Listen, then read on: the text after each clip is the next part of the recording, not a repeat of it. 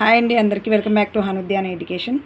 ఈ వీడియోలో అయితే మనం నన్నయ్య గురించి ముగ్గురు కవులు 3 రకాలుగా వర్ణించడం జరిగింది. మరి అవి గుర్తుపెట్టుకోవడం అంత ఈజీగా ఉండదు. సో మరి అవి ఏంటియో మనం ఎలా గుర్తుపెట్టుకోవాలో నేను కొంచెం ఒక లాజిక్ లేదా ట్రిక్ అనుకోండి చెప్తాను, ఒకసారి వినండి. సో నన్నయ్య తదనంతర కవులైన మారన నన్నయ్యను ఆంధ్ర కవిత గురుడని పేర్కొనడం జరిగింది. సో మరి ఆంధ్ర కవిత గరుడని మారన నన్నయ్యని అనడం జరిగింది. ఇది ఎలా గుర్తుపెట్టుకోవాలి? మారన అనగానే ఆంధ్రన అని గుర్తుపెట్టుకోండి.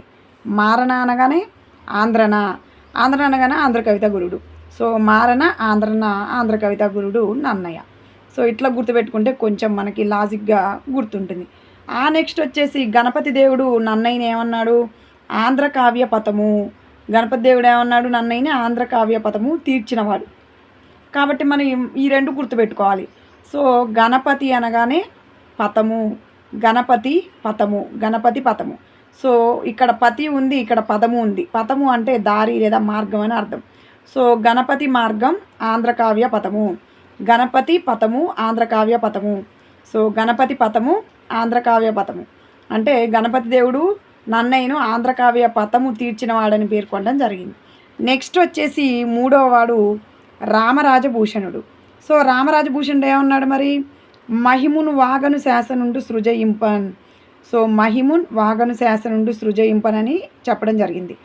సో రామరాజు భూషణుడు, ఈ భూషణుడు పక్కన పెట్టండి. రామరాజు మహిమ గలవాడు, రామరాజు మహిమ గలవాడు అంటే ఎమ్మటే రామరాజు భూషణుడు అనగానే మహిమును వాగను శాసనుండు సృజయింపన్. సో ఇట్లా లాజిక్గా కొంచెం మనం ముగ్గురిని 3 రకాలుగా గుర్తుపెట్టుకుంటే ఈజీగా ఉంటుందన్నమాట. సో ఫస్ట్ మారన ఆంధ్రన అంటే ఆంధ్ర కవిత గురుడు, గణపతి అంటే పథము, ఆంధ్ర కావ్య పథము, గణపతి పథము ఆంధ్ర కావ్య పథం అని గుర్తుపెట్టుకోవాలి. మూడోది వచ్చేసి రామరాజభూషణుడు మహిమున్ అంటే రామరాజు మహిమ గలవాడు అంటే మహిమన్ వాగను శాసనుండు అని గుర్తుపెట్టుకోవాలి. ఈ వీడియో నచ్చితే లైక్ చేయండి.